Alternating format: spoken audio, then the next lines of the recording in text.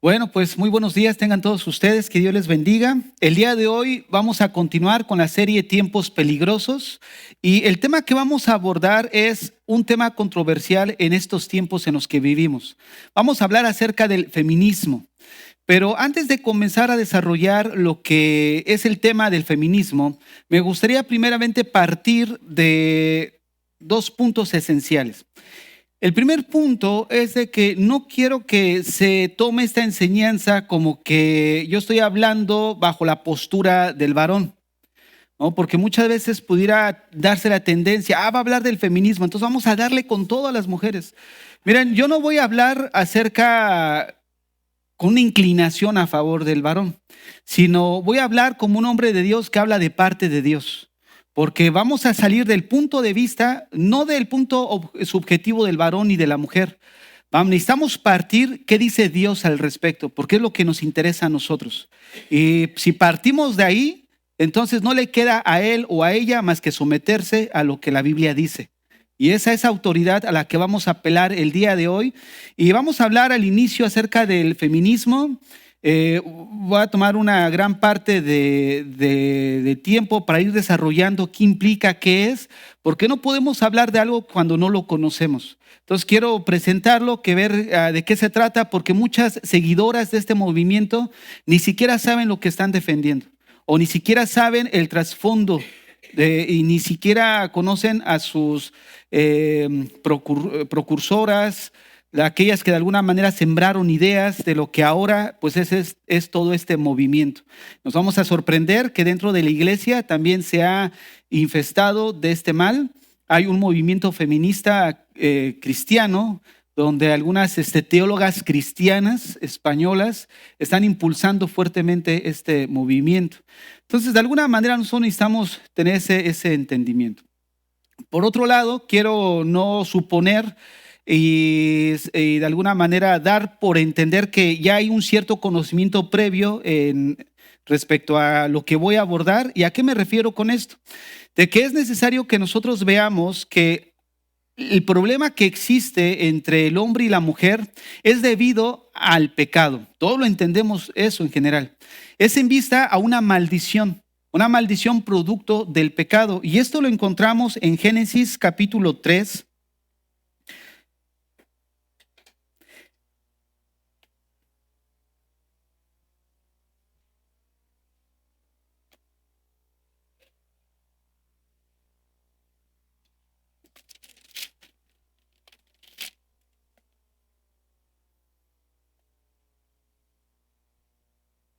Verso 16, dice así: a la mujer dijo, multiplicaré en gran manera los dolores en tus preñeces, con dolor darás a luz los hijos y tu deseo será para tu marido. Esta frase, tu deseo, se ha interpretado como que el deseo de la mujer iba a ser controlar al marido. O sea, esto surgió como resultado del pecado original. Como respuesta al pecado que cometió Adán y Eva, obviamente hubieron consecuencias, tanto en la creación como en la vida espiritual y en la naturaleza del hombre. Tanto es así que surgió el deseo de la mujer de querer controlar al marido. Y el marido, dice ahí el verso 16 también, y él se enseñoreará de ti. O sea, iba a hacer abuso o iba a abusar de la autoridad que Dios le había delegado a él. Entonces, una de las cosas que necesitamos ver es partir. Quiero que esto lo tengamos como base y no suponer que ya de alguna manera estoy desarrollando un tema sabiendo que ustedes van a partir de una idea, que es esta precisamente. ¿Qué quiero decir? Que necesitamos partir entendiendo esta situación que sucedió en el Edén. Si no, vamos a tomar una postura equivocada. Es que él, es que ella. La finalidad es que ambos estamos en un estado en el que nos conducimos de una manera incorrecta, y esto como producto del pecado. Ahora, en segundo lugar, necesitamos ir a Romanos capítulo 12, verso 2. Romanos 12, 2, donde la instrucción que Pablo le da a los creyentes es que nosotros no debemos de conformarnos a este siglo. Dice así el texto: no os conforméis a este siglo, sino transformaos por medio de la renovación de vuestro entendimiento, para que comprobéis cuál sea la buena voluntad de Dios, agradable y perfecta. ¿Qué quiere decir esto? La instrucción de Pablo es tanto para todo creyente. Y en este caso lo vamos a enfocar a la luz de este tema. El texto dice, no os conforméis. Esta frase conformar significa que no tengamos el mundo ni su cultura como un modelo a seguir, como un patrón. Eso es la idea que tiene en el texto original. O sea, que nosotros como cristianos no debemos de asumir que la conducta de la cultura es una conducta que es aprobada por Dios y que de alguna forma nosotros no hay ningún problema que nos conduzcamos de esta misma manera. Necesitamos tener cuidado con eso. Porque vamos a ver cómo este movimiento feminista, pues es un movimiento producto de la cultura, producto de la sociedad. Y si nosotros partimos de ahí, entonces ya vemos que ya tenemos una indicación previa de cuál debe de ser nuestro comportamiento de acuerdo a lo que estamos viviendo.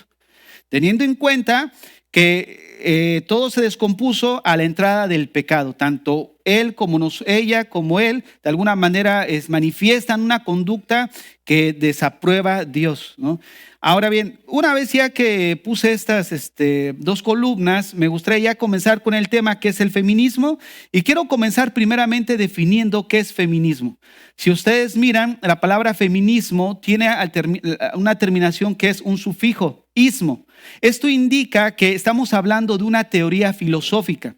Cuando hablamos de algo filosófico, estamos hablando de ideas, de creencias, que al final va a repercutir en la conducta del ser humano.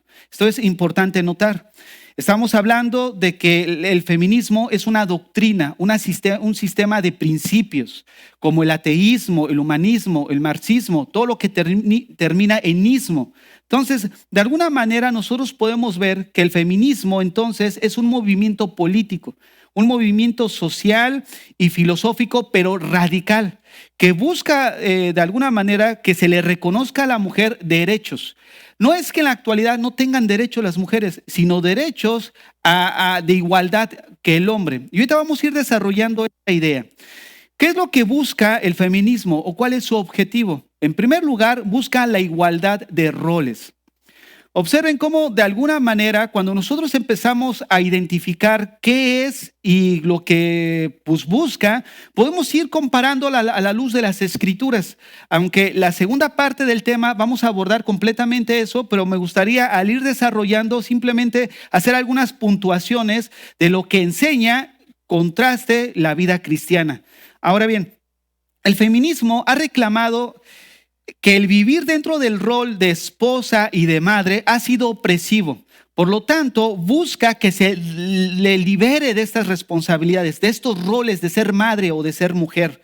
Fíjate nada más cómo de alguna manera ya empezamos a ver que lo que busca no es algo que se alinee al diseño que Dios estableció. Porque una de las cosas que queremos establecer es que cuando nacimos todos, las leyes y las reglas ya estaban puestas. O sea, nosotros no establecimos los roles. Al final descubrimos la semana pasada que los roles no son establecidos culturalmente ni socialmente, sino son establecidos divinamente. Es Dios el que estableció los roles. Por ende, es responsabilidad de cada uno de nosotros simplemente asumir lo que ya entendemos que estaba puesto y obedecer, someternos a eso. Pero el feminismo busca que el corazón de la mujer se revele en contra del diseño de Dios y de tal manera que busque ser liberada de algo a lo cual Dios la asignó. Nosotros dijimos la vez pasada que los mismos roles nos da, o sea, el rol que tiene el hombre y la mujer nos da una idea, su composición física. ¿Por qué? Porque de acuerdo a cómo está compuesta la mujer, nos da una idea de cómo, de un punto de partida, de ver qué rol juega. El rol de cuidar, el rol de amamantar, el rol de ser cuidadora en ese momento del bebé. Entonces tenemos una idea, ¿no? Más ya el cuerpo físico del diseño que Dios nos dio a cada uno de nosotros. Ahora bien, una de las cosas que vemos también es que el feminismo analiza el patriarcado como una estructura política piramidal de dominio y de subordinación. Aunque quiero decir que la falta de liderazgo del varón ha ayudado mucho a que las mujeres se sientan de esta forma. O sea, no es que todo sea malo del movimiento feminista en este sentido no estoy diciendo que sea algo bueno tampoco, sino me estoy refiriendo que muchas veces, producto del pecado que ya hablé en Génesis, ha producido la falta de liderazgo, porque la maldición, ¿cuál fue? Tú abusarás, ¿no es cierto? Entonces, al abuso de eso, obviamente, sí hay cierta discriminación. Miren, estuve leyendo algunas cosas que hasta describirlas son horribles. Son horribles del trato de la naturaleza caída del hombre hacia la mujer a través de la historia. Es horrible. Yo hasta me quedé, o sea, había leído cosas feas, grotescas, pero cosas como esas es como mirar el lobo del hombre, como decía aquel filósofo, ¿no?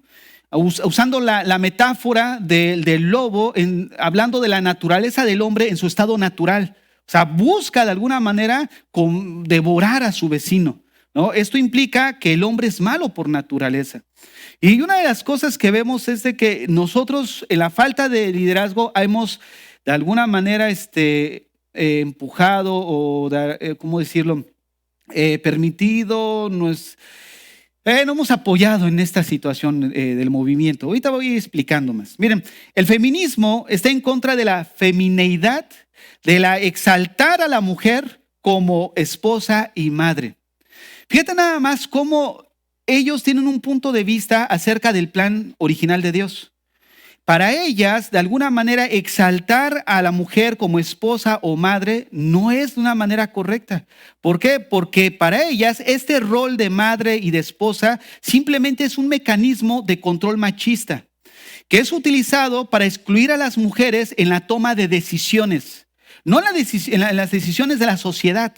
Por eso ellas buscan de alguna manera pues tener los mismos derechos. Oye, si tú opinas en la política, nosotros también queremos opinar en la política.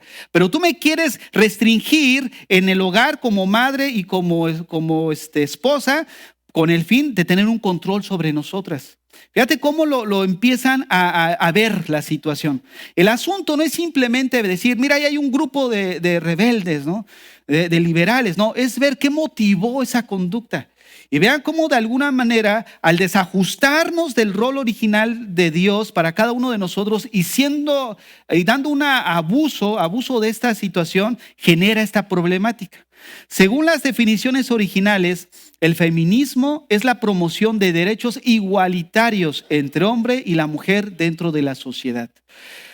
Hablar del feminismo es un tema enorme. Tanto es así que algunos politólogos de alguna manera han marcado tendencias, ¿no? Y usan la metáfora de olas feministas para ver de alguna manera la progresión o la evolución de este movimiento.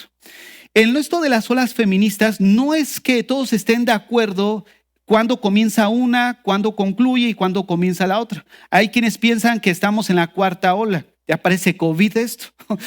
Pero hay quienes piensan que estamos en la cuarta ola, hay quienes piensan que estamos en la segunda ola y hay quienes piensan que es la tercera. El punto de dividir ola con ola depende de cómo fueron adquiriendo ideas respecto a su libertad. Quiero que partamos de ahí porque es muy interesante. Al recorrer su evolución, vamos a ver cómo comenzaron con algo que de alguna manera pudiéramos decir, oye, sí es justo, pero después al ir avanzando fue descomponiéndose más.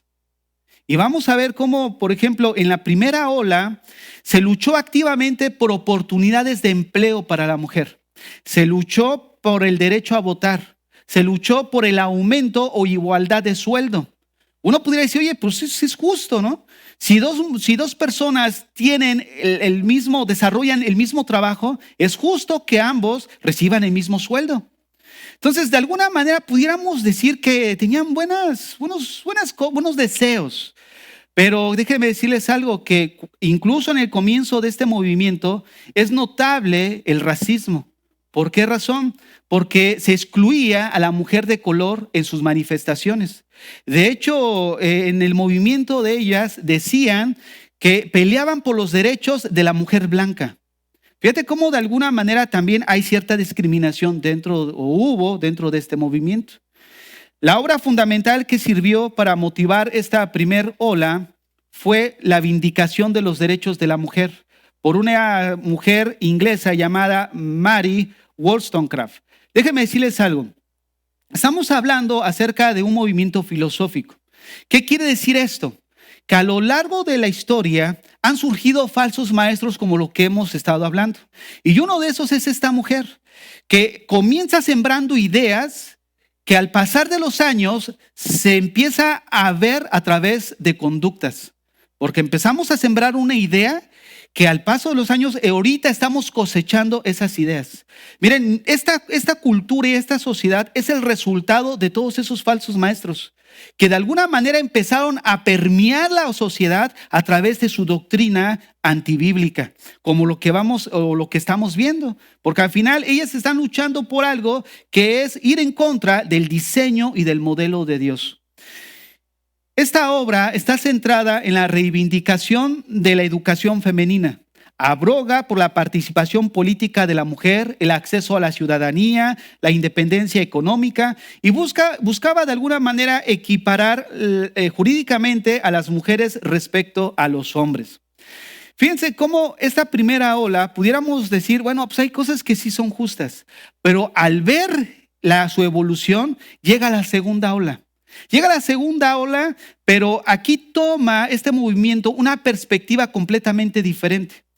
Y la perspectiva que ahora toma es respecto a la lucha de los derechos de la mujer todavía, pero una de estas instituciones que causó gran fuerza en la segunda ola fue la organización que la mayoría conoce, que es Planned Parenthood.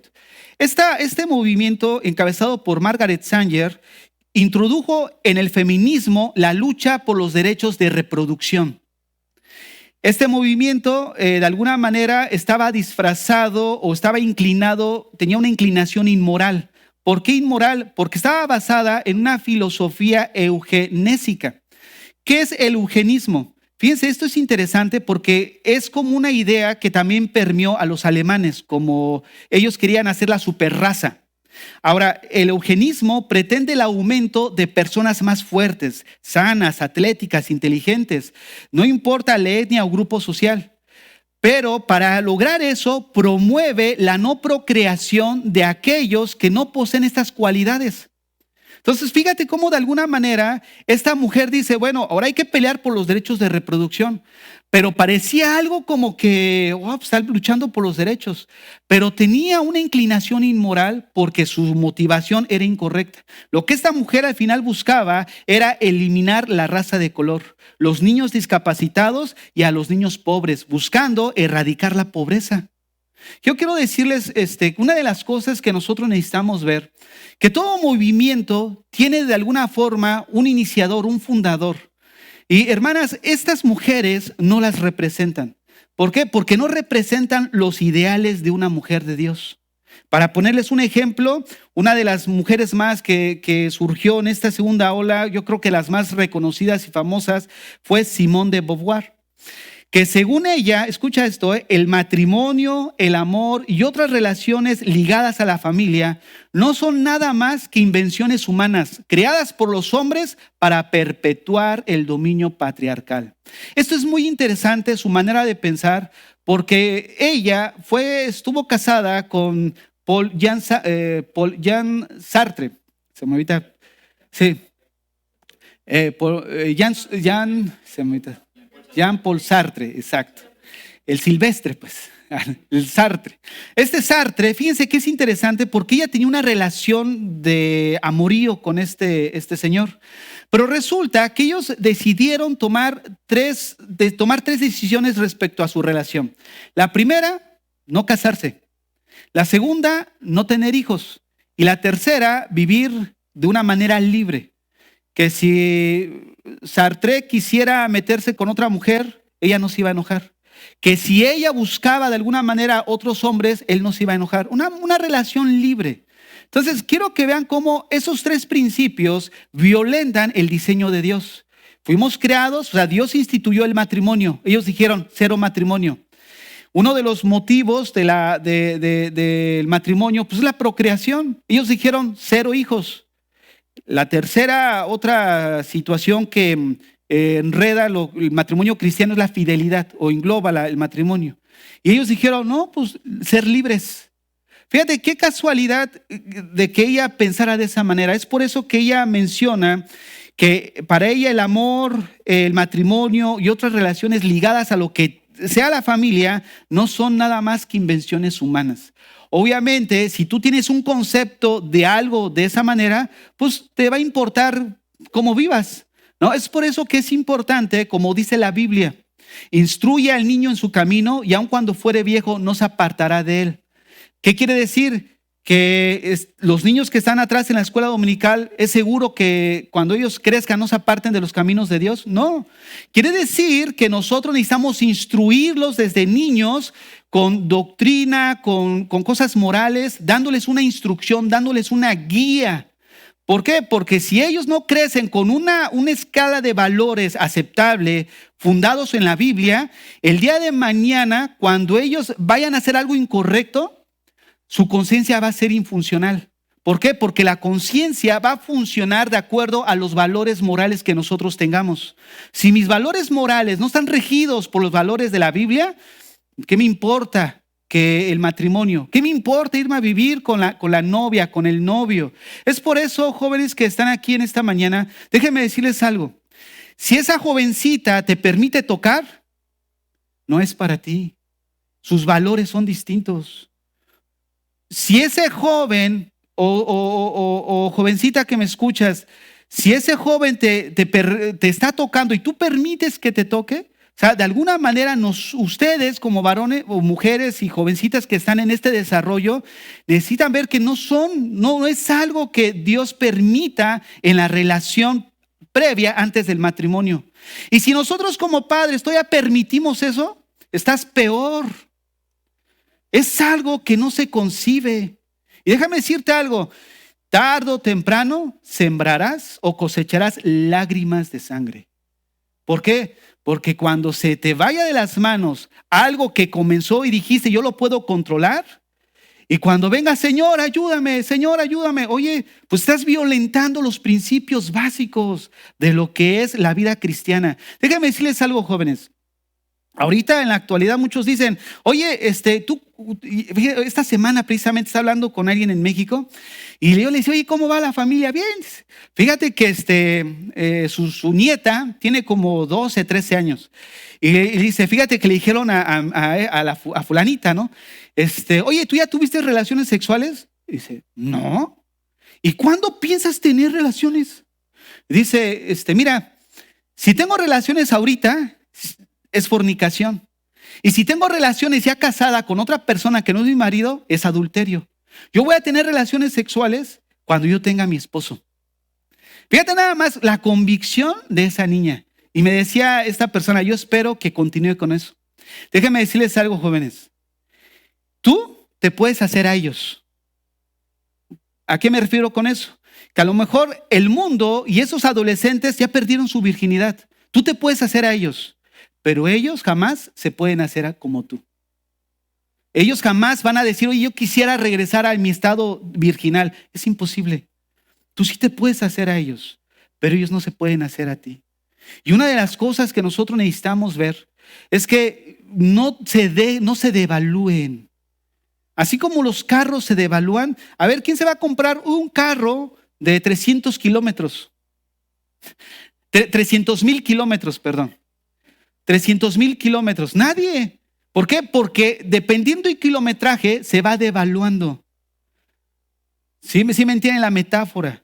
Mientras más te devalúes en relaciones y permites contactos que no es de Dios, te estás devaluando. Tú te puedes hacer a ellos, pero ellos jamás se van a hacer a ti. Van a llegar a estar como tú. Y deben ustedes aprovechar ese estado en el que se encuentran. No dejen que el mundo y la cultura y la sociedad rompa con los valores que ustedes tienen. Es por eso que nosotros como padres es fundamental educarlos bajo valores morales con una base bíblica. ¿Por qué? Porque cuando esos niños crezcan ya en su adolescencia y el día de mañana cuando vayan a pensar hacer algo, la conciencia va a funcionar. ¿Por qué? Porque les está dictando que están violando una ley. La conciencia es esa alarma que surge en el momento en que violamos una ley, ¿no es cierto? Y ahí surge lo que es la culpa, ese sentimiento que surge precisamente por haber violado una ley. Es por eso que ahorita hay gente sin sentimientos de culpa.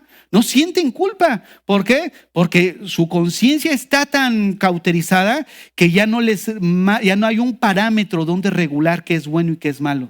Porque la conciencia es precisamente eso, nos permite ver qué está bien y qué está mal. Nosotros como cristianos necesitamos vivir en contra de esta cultura.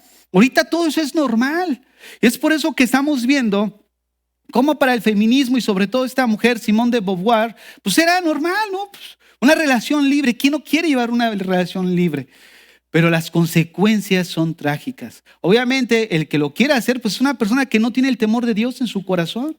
Pero nosotros como cristianos sabemos que detrás de cada mandamiento está la sabiduría de Dios.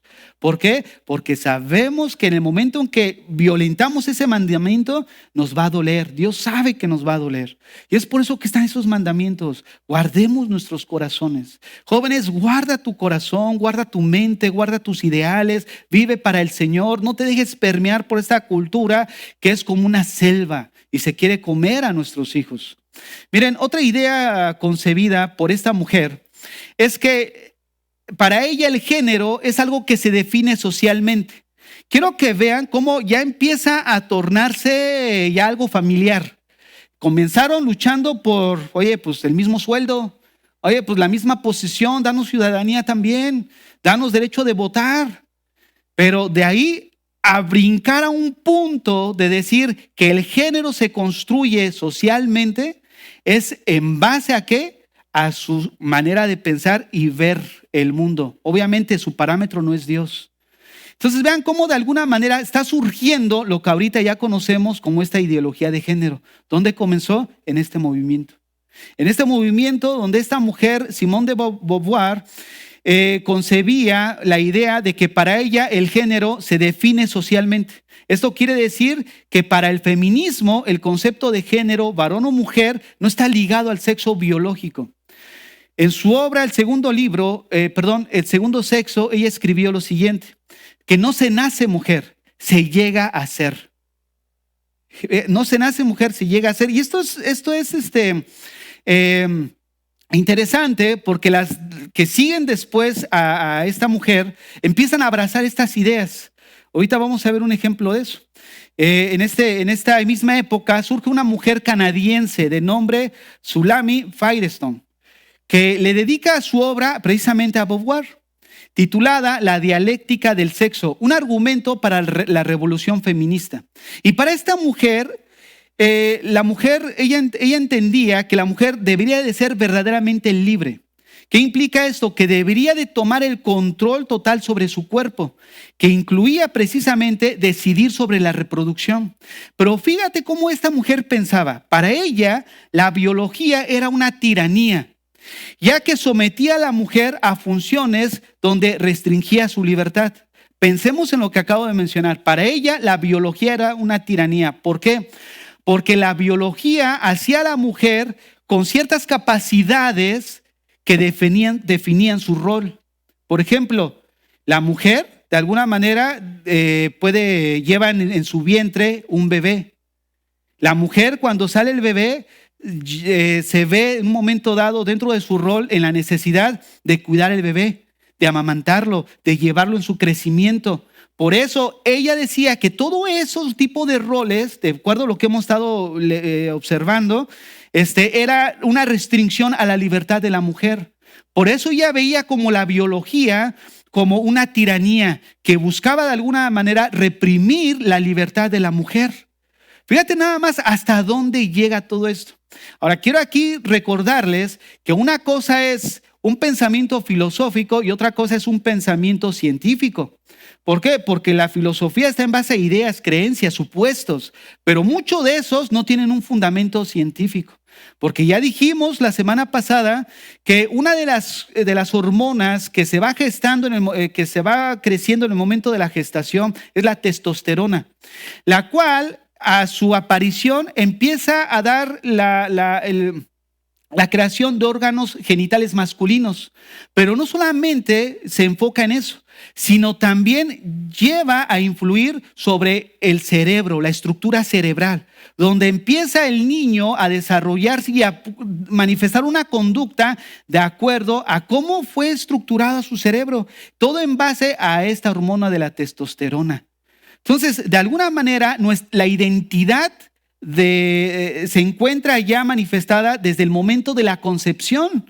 Eso es algo probable, es algo científico.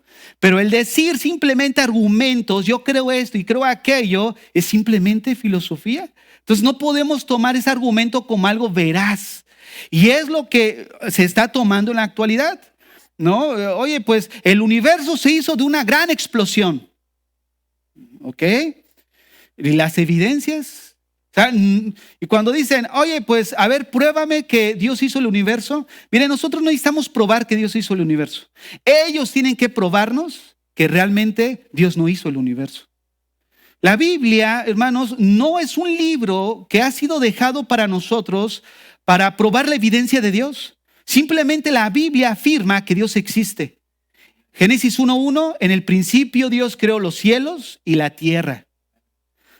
Si eso no te suple, si eso no en un momento dado es suficiente para ti, ese es tu problema. Es como cuando nosotros como cristianos predicamos el evangelio. Nuestra situación no es convencer a la gente. Simplemente nosotros decimos, tu condición es esta, el remedio es este, tu destino es este. Si tú aceptas, gloria a Dios. Si no aceptas, es tu responsabilidad. ¿No es cierto? Ahora, la tercera ola fue encabezada por una mujer llamada Judith Butler.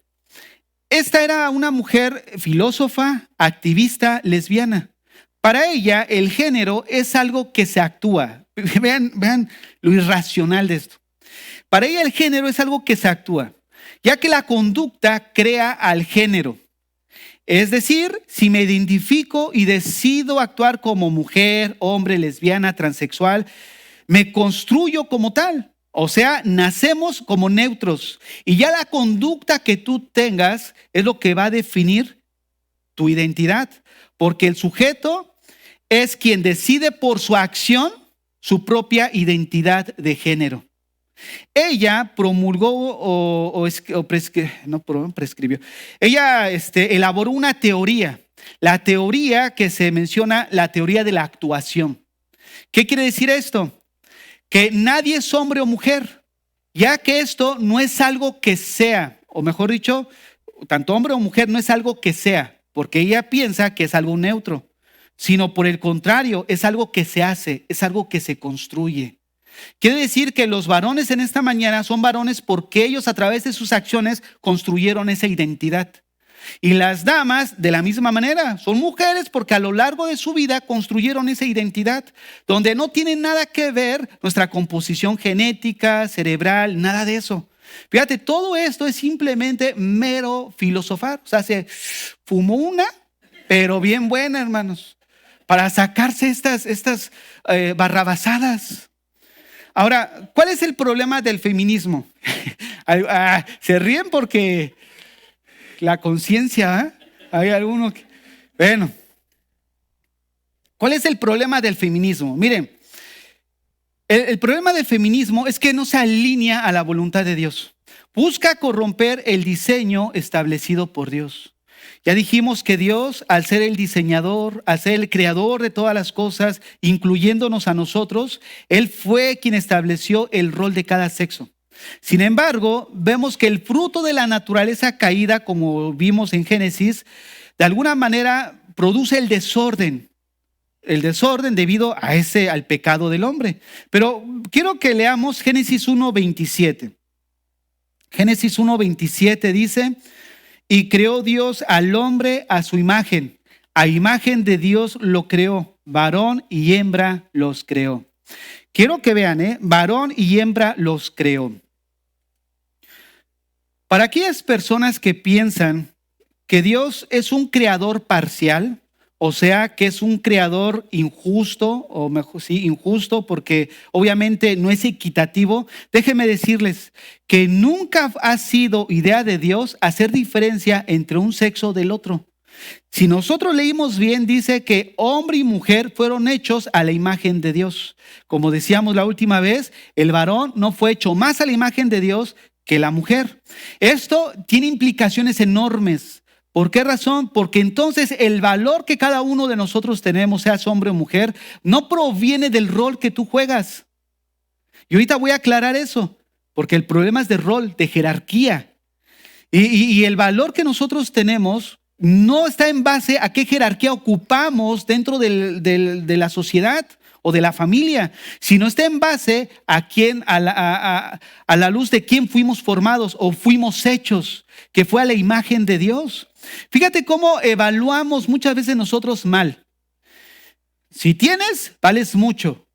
Y el que no tiene, se siente que vale menos.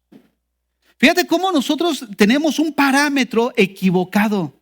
Nosotros valemos no por lo que sepas hacer o por las habilidades que tengas, sino porque fuimos hechos a la imagen de Dios. Eso nos da valor.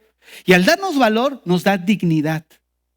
Fíjate, y las próximas semanas he estado mirando a ver si hacemos la parte número 2 de este tema, que tiene que ver respecto al contexto histórico en el tiempo en el que Jesús vivió.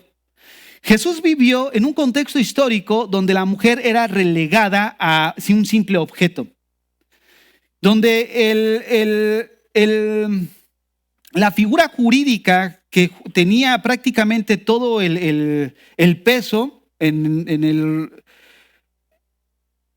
el derecho romano giraba en torno al pater familiae. De tal manera que cuando una niña nacía propiedad del padre.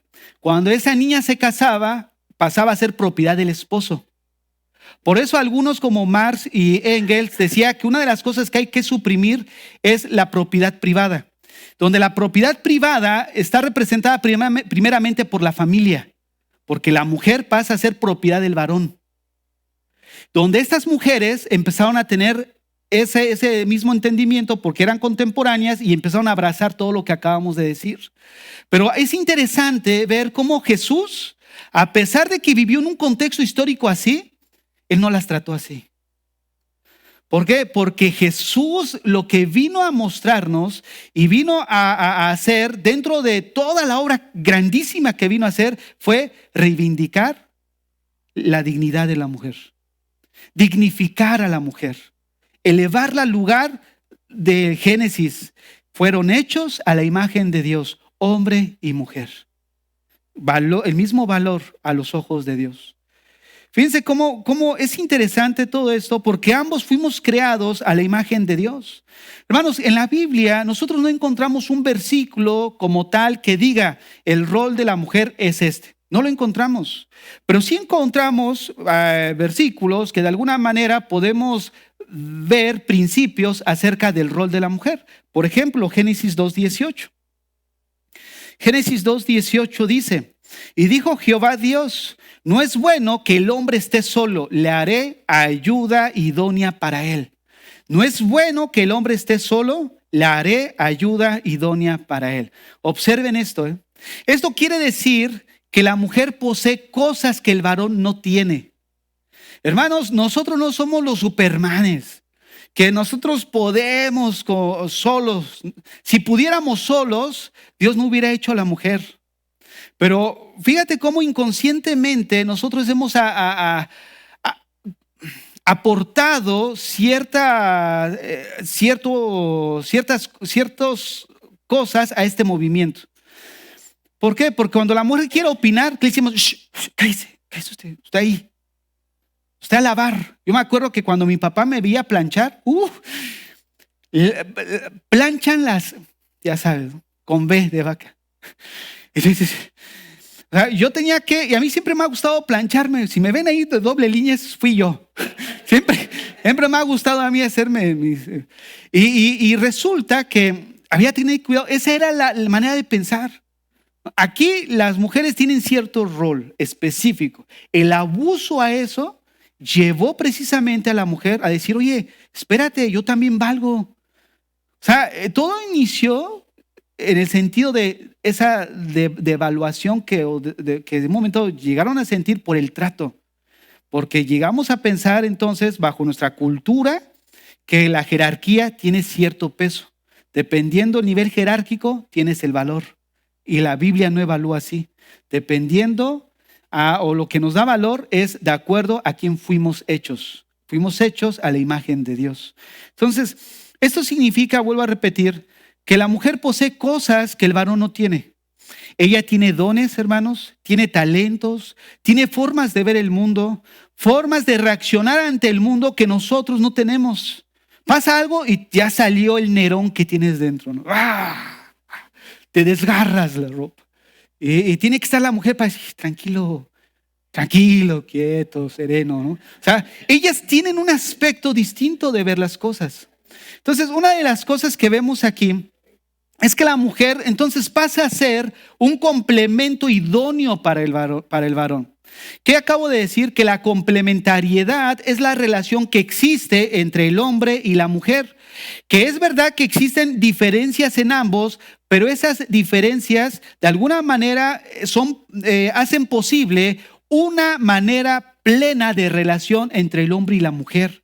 Porque son esas diferencias las que nos unen. Entonces, el hecho que seamos diferentes no es el problema. El problema es cómo nosotros estamos viendo y cómo, nuestro rol de una manera no bíblica, con una intención incorrecta. Miren, el término complementariedad sugiere igualdad. Dentro de las diferencias hay una igualdad, hombre y mujer, nadie más que el otro. En ese sentido, hablando de valor. Ahora, esto quiere decir que ambos géneros son iguales en dignidad, pero cada uno tiene un rol distinto. Ahora, vayamos a Génesis 2:23 para que veamos un poco más acerca de este terreno de igualdad respecto al valor. Necesitamos nosotros distinguir los roles, jerarquía y de alguna manera el valor que cada uno de nosotros tenemos. Así que, jovencita, si el novio o el muchachito que está frecuentando no te da el valor de una hija de Dios, mejor córrele como José. Joven, si esa mujer no te da el valor que tú tienes como criatura de Dios, mejor corre. ¿Cómo es? Fíjate, es distinto porque ¿cómo es que una mujer no le da el valor al hombre como tal? Cuando esa mujer del mundo o esa mujer que tú, varón, estás pretendiendo, se deja tocar. Cuando se deja tocar, no te está dando a ti el valor que tú tienes. Fíjate nada más. Yo decía la vez pasada, ¿no? Una mujer que estaba a punto de morir y tenía un hijo adolescente, le escribió dentro de su carta una frase que a mí me impactó, donde dice: hijo, nunca toques el valor más preciado de una mujer, que es su pudor. Y es algo de lo que nosotros como varones necesitamos guardar en nuestro corazón, ¿no? Pasar esto a las generaciones que vienen. Y es de eso precisamente de lo que vamos a tratar en el Congreso. O sea, salvando los valores, salvando la generación que viene detrás de nosotros. ¿Cómo la vamos a salvar? Llevándole el evangelio a ellos. Bueno, vamos a Génesis 2:23. Dijo entonces Adán: esto es ahora hueso de mis huesos y carne de mi carne. Esta será llamada varona porque del varón fue tomada. Observa, esto es ahora hueso de mis huesos y carne de mi carne. Esta frase en hebreo, huesos de mis huesos, tiene el sentido de alguien igual a uno. Adán estaba reconociendo que Eva era igual a él. Por lo tanto, era igual en valor y en dignidad. El hombre y la mujer tenemos ese valor. Eva fue creada como una ayudadora para el trabajo a su lado. Un complemento en las áreas donde Adán no podía él solo desarrollarse. La ayuda era, obviamente, para que juntos fueran más fructíferos en el mundo en el que Dios les estaba dando. Y como hace rato decía, la confusión de todo esto se da al interpretar las escrituras a la luz de nuestra cultura. Vayan a los Corintios capítulo 11, verso 3. Les he estado hablando acerca del diseño, acerca del rol de la mujer, del hombre, del valor que cada uno de nosotros tenemos, pero déjeme enfatizar un poco más respecto a la jerarquía. Dice ahí 1 Corintios 11:3, pero quiero que sepáis que Cristo es la cabeza de todo varón, y el varón es la cabeza de la mujer, y Dios la cabeza de Cristo. El problema aquí es o radica cuando nosotros vemos el mundo bajo, o mejor dicho, cuando nosotros vemos las escrituras a la luz del mundo. Yo les decía hace rato que hay un movimiento feminista que se aprecian de ser cristianas y teólogas aparte que se han metido dentro de la iglesia y utilizan textos como este para defender sus ideas, sus creencias. Pero cuando miramos este texto bajo la luz de nuestra cultura, pues resulta algo como difícil de aceptar. Pero ahorita les voy a explicar por qué. Recordemos primeramente que el valor, que cuando hablamos de jerarquía, no estamos hablando de valor. Cuando hablamos de jerarquía, estamos hablando de orden. Les voy a poner un ejemplo, lo que hace rato vimos. Dios hizo a Adán y Eva a su imagen. Les da dignidad y valor. El valor de él y de ella radica en que fuimos hechos a la imagen de Dios. Pero cada uno tiene un rol distinto. El rol jerárquico, por así llamarlo, es por cuestión de orden, no por cuestión de valor. Pero cuando nosotros vemos que las feministas dicen que la jerarquía es opresiva, ¿qué podemos nosotros responder? Mira, ellas dicen, no, es que la jerarquía es opresiva, pero se les olvida que fue Dios quien diseñó el rol de cada uno de él y ella, y aparte este rol no tiene nada que ver con valor, tiene que ver con orden, y es ahí donde se equivocan, porque en un punto de vista decir es que es algo jerárquico, es verlo bajo nuestra cultura, porque en nuestra cultura la jerarquía sí tiene cierto valor, ¿no es cierto? Si él es de alguna manera el presidente, pues tiene cierto valor bajo nuestro contexto cultural y social, pero bajo el contexto bíblico, la jerarquía no tiene nada que ver con valor, tiene que ver con orden. La jerarquía ayuda al orden y al buen funcionamiento de las tareas. Por ende, escúcheme bien, si la jerarquía resulta opresiva, no es problema del diseño, sino un problema del carácter del que está liderando. ¿Qué quiero decir? Que esto no es problema de Dios, es problema tuyo, tuyo, tuyo y mío. ¿Cómo estamos desarrollando nuestra función? No es problema de diseño. El diseño es perfecto porque lo ideó un Dios perfecto. El problema es cuando nosotros nos apartamos del modelo de Dios y empezamos a hacerlo bajo nuestro propio criterio. Vuelvo a repetir, si la jerarquía resulta opresiva, no es un problema de diseño, sino un problema del carácter del que está liderando. Caballeros que me escuchan esta mañana, el problema no es tu mujer. En muchos, porque nosotros digamos, es que es la mujer. Bueno, ¿qué te parece si hablamos un poco de tu liderazgo? Porque hay que partir de ahí. Cuando pecó la primer pareja, Dios no fue a decir, a ver, Eva, ven para acá, chiquita. Oh, sí te quería agarrar. A ver. Él no dijo, a ver, Abraham. La conciencia me traicionó, Shirley. Y lo está escuchando. Me dice, no, nada personal, Abraham. Es que Abraham con Adán tiene mucha ad hoc al carácter. No es cierto. El Señor le dijo, a ver, Adán, ¿no? Pasa aquí al frente. Es que quería usar a un nombre de aquí, pero salió naturalmente su nombre. Ahorita eliminas el video, hermano, ya la regué. Entonces, hermanos, el asunto es que Dios no fue con la mujer, fue con el varón. ¿Por qué? Porque era responsabilidad de él. ¿Cómo estaba en un momento dado llevando su liderazgo? Y a muchos se nos olvida esto. Antes de apuntar el dedo, necesitamos hacer una introspección de nosotros, de nuestro liderazgo. ¿Estaré yo equivocado?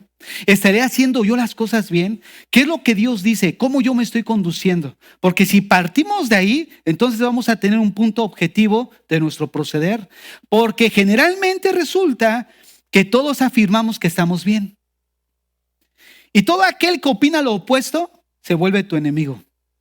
Es por eso que hay muchos que tienen a Dios como su enemigo. Pero no porque Dios desea ser enemigo de ustedes, sino porque ustedes lo consideran enemigo como este movimiento.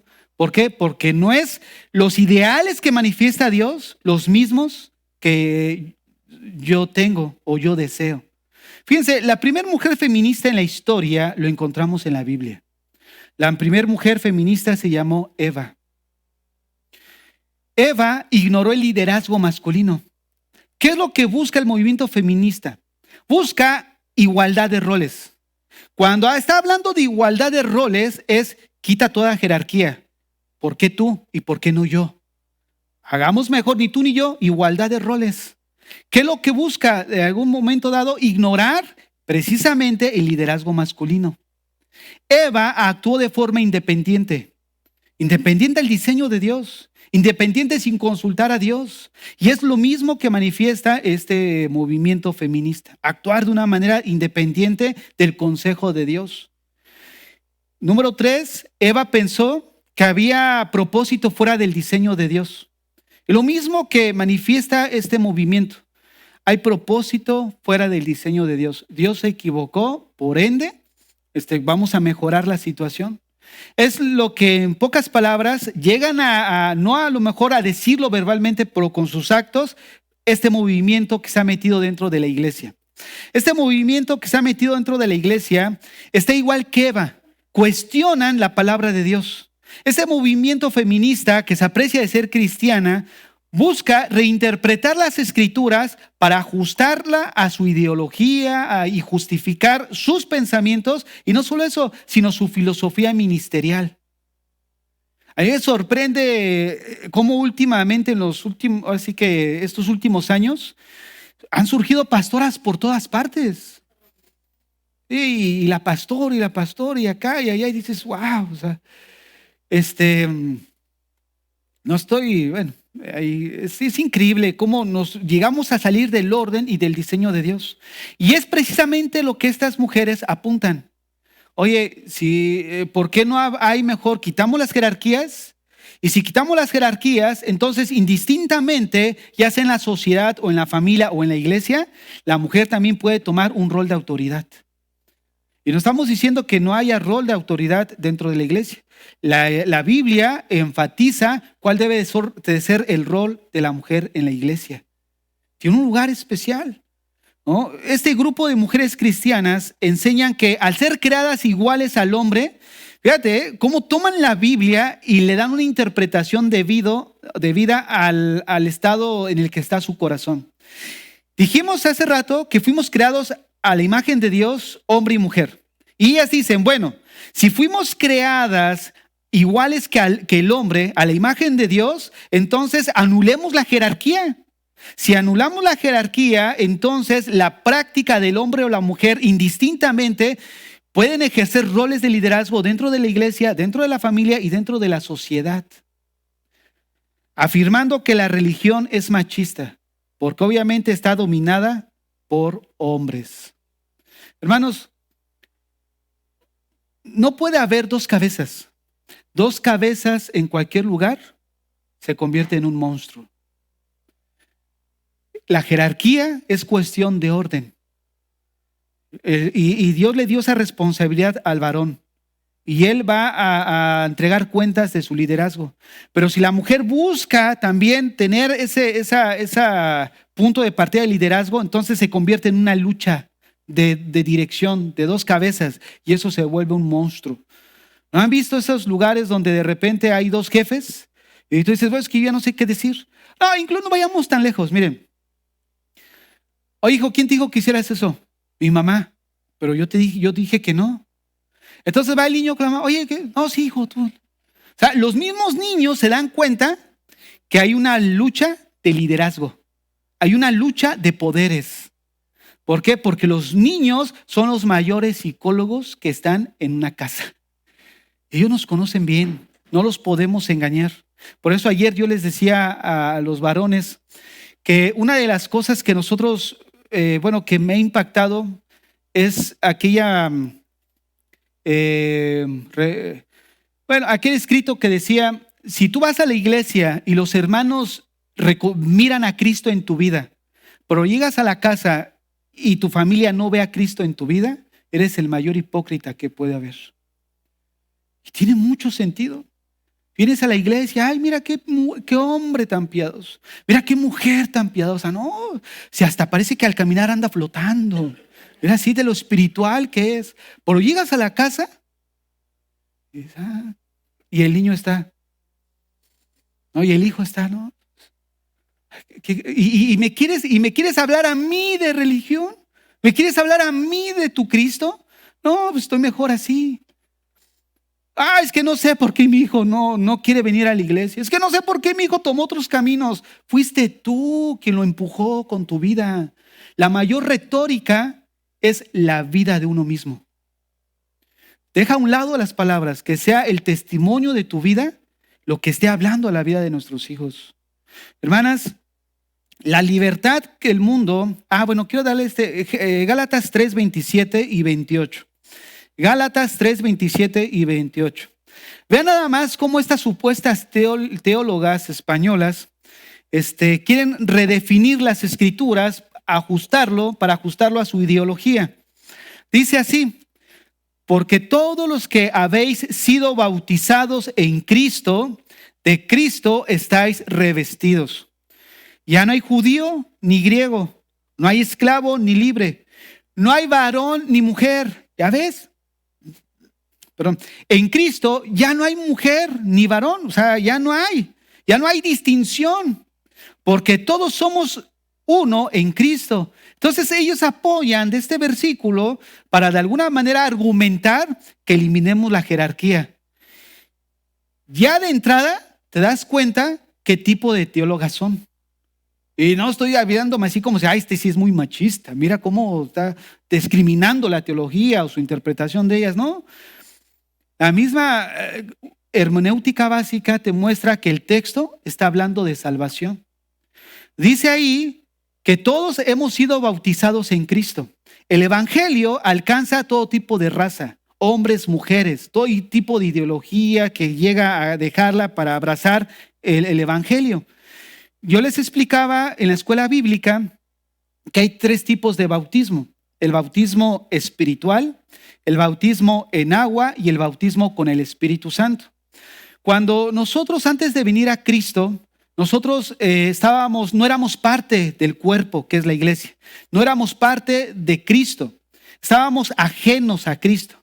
Pero cuando nosotros nos arrepentimos y le pedimos perdón al Señor, nacemos de nuevo. Ahora esa persona que estaba fuera del cuerpo es introducida al cuerpo. O sea, somos movidos de posición, de estar fuera de Cristo a estar dentro de Cristo. Eso es lo que se conoce como el bautismo espiritual. Espiritualmente fuimos introducidos a la iglesia, que es el cuerpo de Cristo, a un lugar donde antes no pertenecíamos.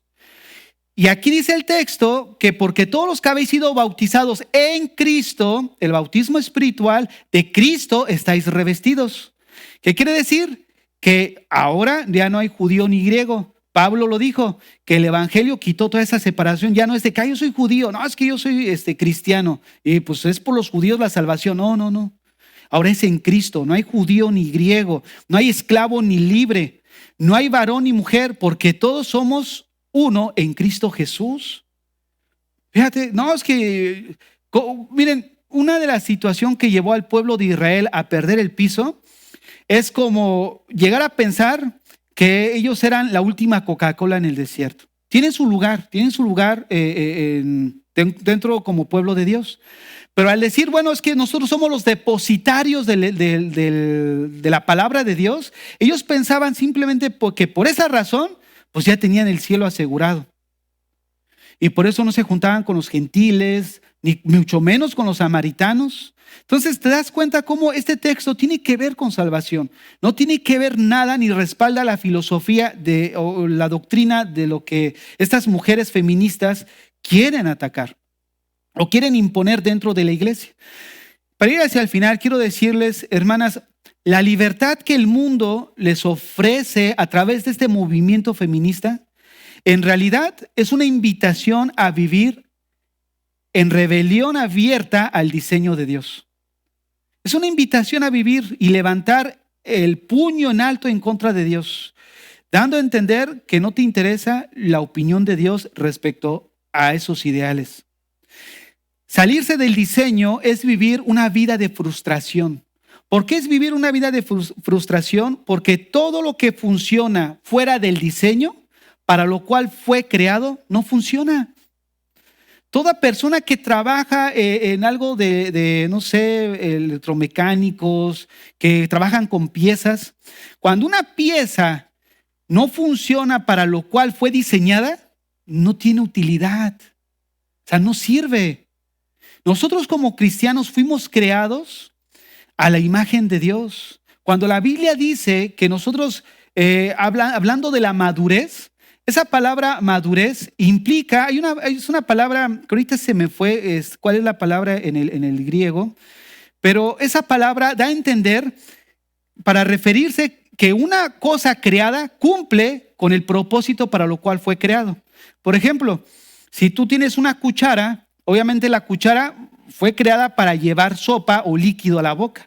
Pero si tomas esa cuchara y quieres clavar, ¿no? Así que a la latina, ¿no? Vamos a inventárnosla. O sea, obviamente esa no es su función. Por eso, eso pues no cumple su propósito. Pero cuando la Biblia dice que alguien es maduro, quiere decir que esa persona está cumpliendo el propósito para lo cual fue creado. ¿Por qué? Porque empiezas a manifestar ciertas características de carácter que se identifican con el carácter de Cristo. Y una de las cosas que vemos, hermanas, es que se requiere en estos tiempos en los que estamos, mujeres que vivan su feminidad de una manera que honre el diseño de Dios.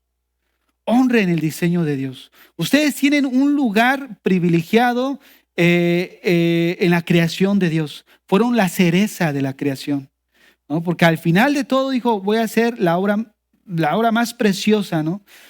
Durmió a Adán y obviamente hizo a la mujer. Hermanos, nosotros necesitamos honrar el diseño de Dios, tanto varones como mujeres, darnos el lugar que nos corresponde. La cultura y sus movimientos no son nuestro esquema. Los ideales de ellos no son nuestros ideales. Nuestros ideales son los ideales de un Dios santo, de un Dios bueno, de un Dios puro, que busca lo mejor para nosotros. Seas hombre o mujer, Dios te diseñó con un propósito. Cumplamos el rol para lo cual fuimos diseñados. Si tú miras todos esos cambios que han vivido este tipo de personas, al final se encuentran vacías. ¿Por qué? Porque descubrieron que se equivocaron. Esta semana, platicando con su hermana Estela, me estaba diciendo un testimonio de que había ido a un hospital. Bueno, había ido ahí al hospital donde tenía una conocida y de repente, pues ya está esperando también, ¿no? El momento de partir. Y ella me decía, fíjate que me dijo algo que yo no sabía. Ella se había cambiado de sexo, dice. Y cuando yo estaba hablando con ella, me dijo, ¿sabes qué? Me equivoqué. Ahora me doy cuenta que me equivoqué. Porque todos los problemas que originaron toda aquella decisión que tomé, ahora la estoy pagando las consecuencias. Y así hay, hermanos, mucha, no solamente en este sentido de ideología de género, en todos los ideales que uno pueda tomar. No, soy adolescente, tengo el mundo por delante, no, me lo voy a comer a mordidas y terminas descubriendo que eso es una gran falacia, una gran mentira, un gran engaño. No tenemos el mundo el mundo te está comiendo, te está acabando y no te das cuenta que te está desintegrando moralmente. Vamos a orar por las mujeres de esta iglesia. Pónganse de pie todas las mujeres.